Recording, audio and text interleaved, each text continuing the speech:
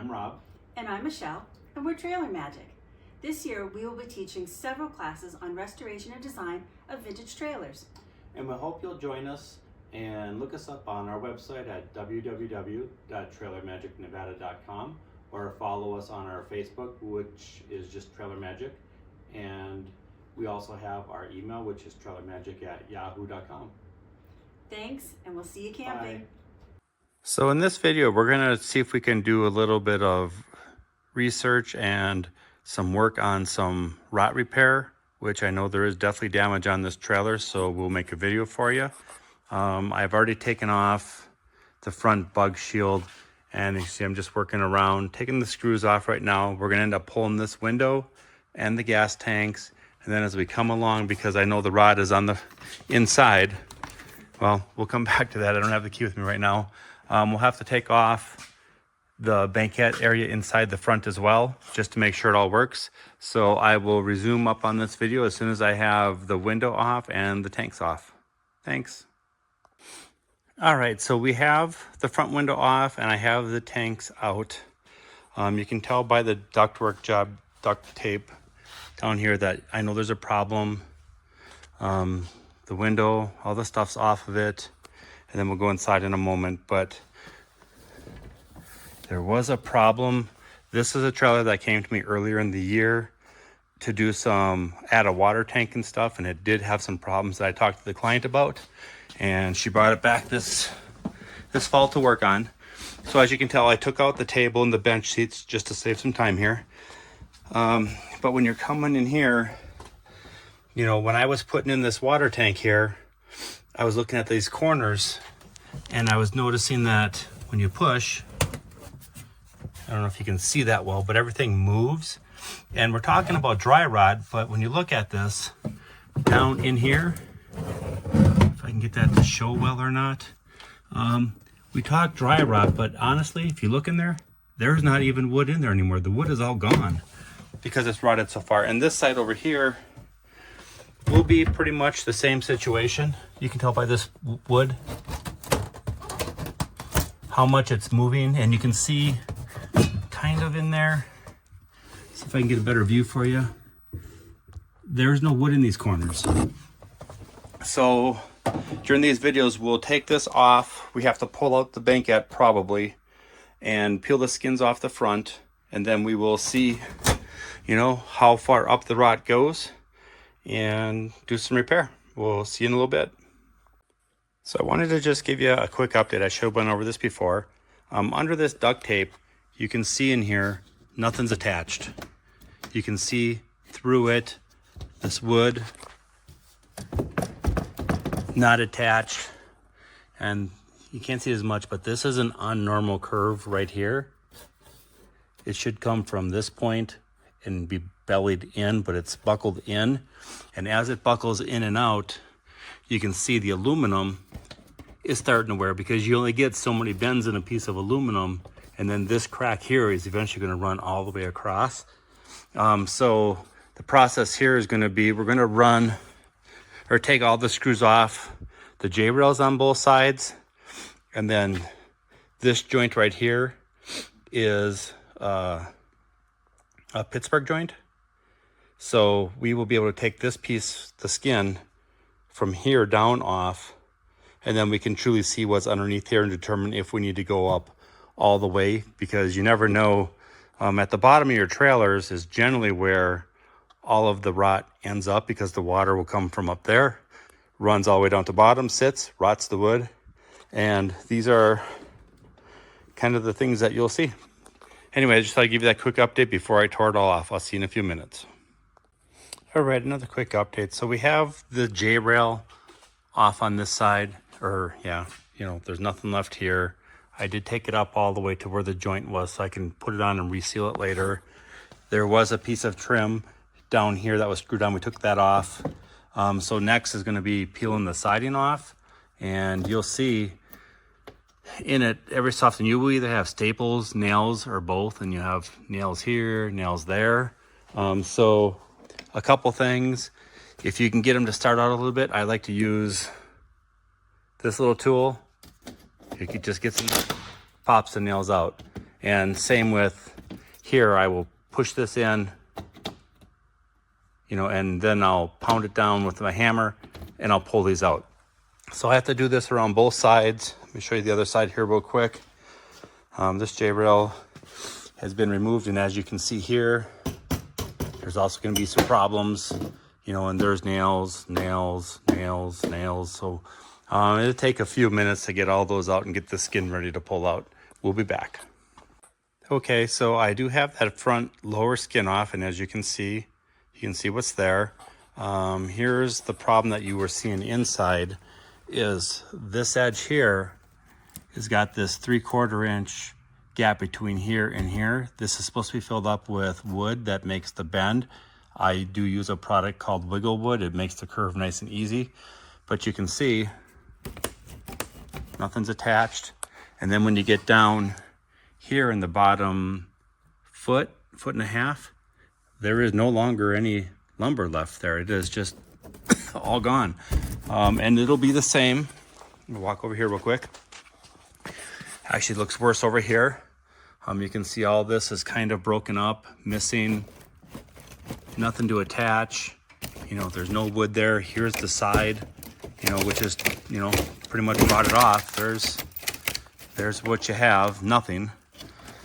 You know, the wood's delaminated and soft. So what we'll end up doing is we will go from the inside. We will take this whole skin off. We have to pull the bench seats, and then we will have to rebuild these corners. Of what I'm also going to do, because although it's bad from up in here, it's close, so you can still see there's a little bit of rot left in here. So I'm going to take this roof, because that was a lower skin. This piece here is part of the roof and goes all the way to the back. So we're going to probably lift it up to somewhere in here, and then take that whole skin, lift it back, and then we'll see how high up we have to do the damage repair to make sure that we have removed the rot. And with the windows being sealed, you know, hopefully we will prevent any future leaks. This trailer was, when the current owner bought it, it was priorly sealed, so the butyl tape isn't too bad on here. It's still pretty sticky.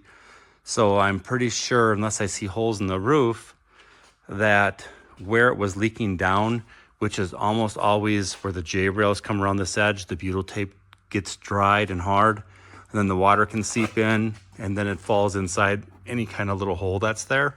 So, you know, we will take this up a little bit further, check out what's happening, and then we will start from the inside. And like I said, let me just walk over here real quick. We will have to take out this bench seat, that bench seat, and pull this skin, you know, up at least underneath that window. We'll have to redo this board here. Maybe have to pull out the water tank. We'll see if I can get around that or not. And then client's decision on side panels. If we have all the work done, you know, it's a client's trailer, so it's their money, and I'll give recommendations. But you can see, like up in here, that the side plywood isn't the best. I mean, I think if the leak's been fixed and you don't want to spend the money to, you know, maybe do the new plywood from this point forward, and then I know it's kind of hard to see, it's a little dark in here, and then from this side forward, which is what I'll try to talk her into. And that way, this skin's new, that skin's new, this bottom half is new, and we'll see what happens up above. There's a little bit up there, but as you can see up in here, it's really good. There's really not much delamination above this point here. So, you know, a little bit more exploring. We'll get this down a little bit further, and then I'll return. So this one might take me an hour or so, but we'll be back. All right, we're back. I got a little bit further on taking apart the front end of this trailer. And do remember, not everyone has the budget to do a full frame up restoration. It is pretty expensive. That's mostly what I do, but I also do repairs. So in this trailer here, I have pulled up the front end on the top skin a little bit further, and I'll show you underneath here what I'm seeing. So here is, you know, your edge. The wood's all pretty bad. But once you get up around that bend a little bit right there, the wood is good. That top brace is secure. So we're going to probably start there, but see all this stuff? This is just, you know, that's all bad. And then when we come across to the other side, it's pretty much the same, you know, up to that top board. The top board is wet up there, but the wood, it's pretty good. So we will start at this curve, and then of course we will replace, you know, all of this stuff here that is just hanging out, and when you get down to here, actually missing. When we look into here, this plywood here, we will replace. This board will replace. We'll probably reframe this whole upper window with new lumber. And I'm going to talk to the client about taking off these windows and that front part there and replacing this skin on this side and then this skin on this side, just to make it look new when we replace the front. Anyway, it's going to be a bit before we get back to our next video. I have some work to do, so we will see you shortly. Welcome back. So I've gotten a little bit further. I talked with the client, and we are going to replace the plywood on this wall and this wall, just to make everything uniform along with the front replacement. This side here, as you can see, the wood, you know, a little bit of deterioration here, but mostly all the way up until this point. This wood's all pretty good. I loosened up the siding, and when you look inside, you can see that everything's there. It's all attached. So this wall is good, minus we need to add some of this 3/4 inch filler that's going to run between all the boards that support the wall. And over here, different story. This was the bad side. As you can see, as we come along here, the wood is getting bad, and then there is no wood. The wood is all gone. That's how dry rotted this is. And you can tell when you pull open the skin, like this piece here, this is all just flaking apart. So we'll have to get back there and replace those runners, you know, replace all this wood here because it's pretty bad. And of course, this piece of paneling was pretty bad because, you know, let's go from the side. You can see that the plywood has delaminated. So when we come back next, I'm going to finish taking this apart and do some rebuild on those sections, and then we'll talk and see where we're at. See you in a little bit. All right, I have just a couple things to go over. Like I said, the client has agreed to remove the side skins. So I have one of the two of them off, so I'll show you that. Right here you can see I've removed the skin all the way up and around, so I can get this prepared. What I'll have to do to reskin this is on this board here. As you can see, there is no place to nail, so I'll put a scab board in there so the plywood can be re-nailed. I'm down off the floor. This piece I've replaced, the bottom one I've replaced, this one I have to yet. But you'll see it's important where this board is coming down that you keep the same line, because I have to make sure that the skins fit again. So you do have to make sure you're accurate with that. These boards aren't super bad. They're a little wiggly, so I will tighten those up with some pocket hole screws. But I wanted to show you, sometimes when you look at your windows, you'll see, you know, that the screws might be loose, but like this board is original, and you can see this one's already cracked, which is where one of the window screws went in. But all these other holes, what I do is toothpicks. I will put them in the hole. You know, you can glue them or not. I generally don't. And just crack off the toothpick. And that way, when you're filling the hole up, you know, when you put the new screws in, they'll tighten because now there's fresh wood for it to grab in there if there was any sort of issue before. So see, again, you know, I just have them in there, just break them off flush. And one other thing at this point, with the trailer at this point, you obviously, well, not obviously, but you can't put your framing up yet because you have to put your plywood back on, which will sit up against these ridges. And then you put your framing over that, which locks it onto the framing and makes the structure of the trailer good again. So when we get back, I will have these skins on and we'll take a look at where we're going to go from there. One thing I want to show you real quick is when the skins were off, this is a piece that I cut from the scrap pile that it was a good example of the color. This particular trailer is oak. So I went to my local lumber yard. I got a couple of sheets of oak plywood and I did some color stain matching, and that's what I came up with to this. So I'm gonna call that a win. Once I put the varnish over this, it'll shine up and look the same, but I think the color match is there. So we're gonna go ahead and stain up the 4 sheets of oak paneling it's gonna take. So we'll have one on that side, one on this side, one will cover this lower section, and then a partial will cover the upper section where the window sits. So anyway, that'll probably take me the rest of the day to get all that stained, varnished, and dried. Then I have to fit it and finish a little bit of the framing on this one over here where, you know, when we took this apart, if you remember, there was no wood there. So it's important to make sure we're trying to follow the skin, just so when you put it back on, the J-brows and everything folds over and you have a proper joint again. Anyway, we will see you shortly. Thanks. Okay, so we've got a little bit of progress I'm going to show you right now. As you can see, I have the outside window is back on, the drip cap is back on. Across from here, you can see I got a whole new skin in place with the window in place. On this side here is the outside, the window's back in, it's been butylled up, drip cap is up, and then there is the other side panel.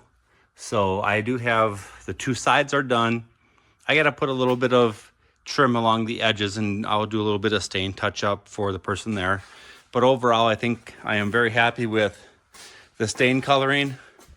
Matched really well. So when I get back to it, what I'm gonna do is I'm gonna put my paneling up this edge, the whole edge, and then once that paneling's on, then I go ahead and put on the framing, because the framing locks the paneling from here. So you'll have the framing, the paneling, and then the framing on top of that, which kind of helps lock it in place and secure the whole trailer. And so when you do that, also you want to make sure that your trailer walls are perpendicular, not at any sort of angle, because when you attach this front plywood to it, the trailer is going to stay just how you do that, because you're going to attach both ends. So that'll take a little bit more work, and we will return as soon as I have the front panels on for you. All right, so we've made a little progress since our last little break. As you can see, I have the plywood all the way on. The new window frame is in. The edges are there. So what's going to be next is I have to trim up these edges with the board so it's a solid piece. You can see I have the gas line dadoed through my boards. Let's see, this one here, when I put this frame back in, what I did is I kept the skin on, so when I pull the skin down and test it, when you look level, it's at the same level for height. The left and rights are the same, so I know that this window's in the same place and the skins will go back on. Let's see, over here, I don't know if I showed it before, but the windows are back on. All that trim's on, so now I have to fill in the space, which is from here, from this plywood to the edge of this. I need to run what I'm going to use is a product called Wiggle Wood, and I'll fill up this gap so it's the same height as these, so it's going to be a 3/4 inch out. and I'll quick give you a shot on the inside of what's going on. So I'm limited on light because this doesn't have the power on. So as you can see, I have this wall's replaced. I have to put the trims on the top, and I will use a piece of pine board and I will stain it to match. Set some down the edge. The corners look good. Under the cabinet looks good. Down the edges looks good. And then the other wall, of course, looks good too. So what I'm going to do is work on that outside a little bit, and I'm going to get the banquette seats put back together, because this one, as you can see, is missing. I did take it out, which is why this piece went in one piece, and this piece actually does have, if you look close, there is a seam right there, because I couldn't get this in one piece because I didn't want to remove this bench seat, all the electrical and the plumbing to make this happen, so I did put a splice in it. And sometimes, you know, that is what's going to happen. So when we come back, I should have the seats assembled, the wiggle wood on the outside, and, you know, again, this is all client building, client option, so the insulation that is there. So this is the front skin lower. It'll have the same insulation back on it that was originally there. This board down here that's attached to the bottom of this siding has already been installed, and that's that bottom rim running across there. So like I said, I'll get these edges all tied up and probably this top aluminum on, and then we'll come back and I'll give you an update. We'll see you shortly. All right, in the next steps, you'll see now that the framing's done. These supports up in here are supporting the dining table, which we'll go in and take a look at. But you'll see all the edges are now completed. If you look through here, you will see here's the boards, and then here's what's called the wiggle wood, which fills in the radius because it is a bendable plywood, so it's just all one piece. Coming over to here, you have the same thing. And you're kind of looking at the edge of this and the edge of your siding to make sure you're pretty much the same as how it was originally. And this, well, real quick, I have some pieces left. This is what is wiggle wood. It comes in a 4x8 sheet. These ones I ripped 2.5 inches to cover the gap I wanted up there. But you can rip these to 3/4, 1 inch, 2 inch, whatever you want. It's just like I said, bendable plywood. So when you pick this up, I mean, just by itself, you can kind of see the angle you can bend on this, which is why you want to use this on your curves, because it flexes. And what I do between each layer, that's 1/4 inch thick. 4 is 1 inch. Obviously 3 would be 3/4 inch. And I glue between each layer, so when it dries, it makes it rock solid. An update on the inside real quick. I have the table and all of its brackets are installed. The bench seats are in. A lot of the trim pieces are in. I have some that are being stained currently. I will get to those next once that dries and I'm able to put a little varnish coat on there. Other than that, that's our next update. I'll see you shortly. All right, so I'm currently buttoning up the outside of this trailer. As you can see, the lower skin's on, the window's in. When you come around the sides, I have all of, let's see if we can show, all of this is bent over and stapled in. I do have to do the J-rails yet, but the J-rails are down there on the ground and I have to clean the butyl off the back. But I wanted to show, when I did this framing, you saw around this window, I used 3/4 by 3.5, which is a 1x4. Part of the reasoning of that is because the way this window shield works, there's connectors, so if you can see in there, I don't know if it really shows it, but you can see some white back in there. So my board that I installed this with was this wide, so I can attach the top and the sides, and I did make a cleat for these bottom ones. So when I reinstall the bug shield, all the parts will now be into wood as opposed to just sitting through aluminum or rotted wood. So when we come back next, I will have finished up cleaning and installing the J-rails. Down here across the bottom of this trailer, We are going to put a piece of diamond plate. The reason we're going to do the diamond plate is, well, a couple, is cost will be one of them. And because replacing this whole skin is going to be expensive, not necessarily just for the skin itself, but because of the shipping cost to get it here. And also, if you were to replace from where this joint is, so this piece down, the shine would be much shinier than what's here. The patina wouldn't be the same. Then we'd have to paint this emblem back in, which would be brighter than what's there. You know, so there's a lot of factors, and the client actually likes the thought of the diamond plate. Plus, this lower skin does have some cracks in it from the old rot when the aluminum was rocking back and forth.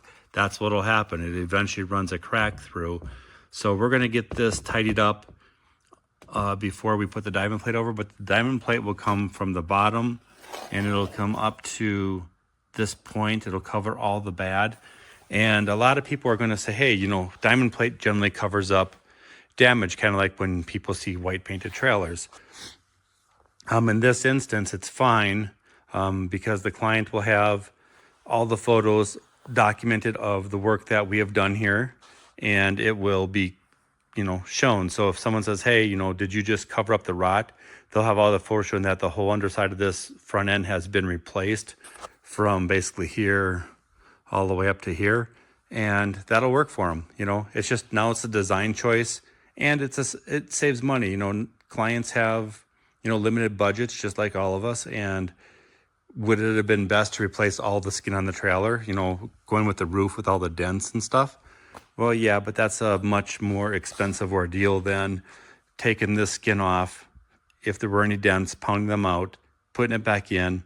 I mean, you could diamond plate up higher, but then we would get into this pattern here, and I don't want to do that either. So, yeah, we'll get that up next. So next time we do a video, I will show you everything finished. I will reinstall all the LP. We'll have the diamond plate on. The J rails will be back on. And on the inside, I will have all the trim finished and the upholstery put back in place. All right, see you in a few.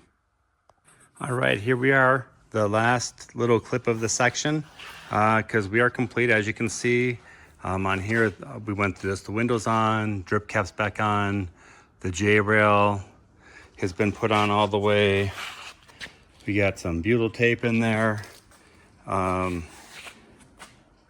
bug deflector has been put back on, sealed up. And then here's the diamond plate that we added. If you look across, it looks pretty nice. Edges are good. So although we did put this to cover up some bad siding, it looks great. There's no more damage to be seen. It's not a structural thing at this point.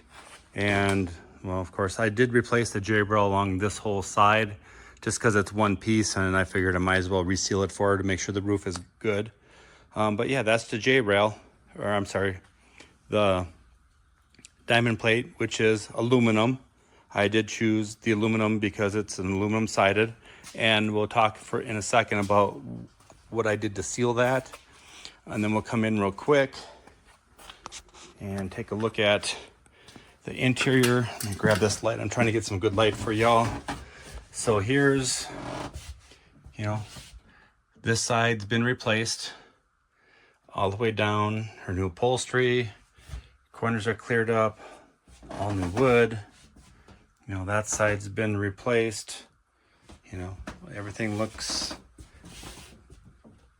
as it's supposed to. It's all nice and new from the front end. There's some issues up on the roof, but if the leaks have been fixed, it won't get any worse, and the rest of the trailer is in decent shape. So there's not worth right now for her to spend a lot of money to replace all that, because it's a big deal to take off the roof and change the structure on it and replace the plywoods. That's a pretty big expense. So we'll go out to the shop here for a quick second. Obviously, you guys should know at this point what butyl tape is. You know, this is the stuff I use, and actually I'm going to call this butyl putty. I think, in my opinion, butyl tape is the smooth stuff, and it's a little bit harder, maybe best for a trailer that is smooth-sided, where this one is not a smooth-sided trailer. It's got the Mesa Deluxe pattern in it. So what I did behind that piece of aluminum is I used the Tempro 635. They make 635 plus, 630. They make different ones. This is the one I chose. And so what I did is you put this on the aluminum around the edges, and it helps the two surfaces of aluminum adhere to each other and makes a seal. So when I did my screws and my rivets, it's sealed up, and that's what it works. I don't think so this is butyl putty. This is what I would call liquid butyl. It comes in a caulk tube. You can get it in gray. This one here is gray or white, depending on what you're doing. This is good for smaller areas that you have to put this in, where you don't have the thickness of this tape to allow. And when I put on the aluminum diamond plate, I didn't want it sticking out an 1/8 inch all the way around. I wanted it tight against the old metal. So you could use this. I use this, and this is what you would use to do your J-rails and reinstall your windows and everything like that. And just real quick, since I had mentioned it, you can see the top of my diamond plate. It is tight up against the aluminum siding. There is not an 1/8 inch gap to allow for butyl. And what I did is I did put screws up and down the side, and then across the top I actually did rivet it, because there's no wood structure up here. If I would have known how big I would have had to come with this, I could have added a piece of framing across there to allow for screws. But it's solid. Where we hit wood down below, we have the sides which are hitting good, and then of course the rivets. So that's all I have for you on doing a little bit of rot restoration repair. Feel free to follow us on our Trailer Magic Facebook site. We have our website, which is trailermagicnevada.com, and we will talk to y'all later. Thank you for viewing.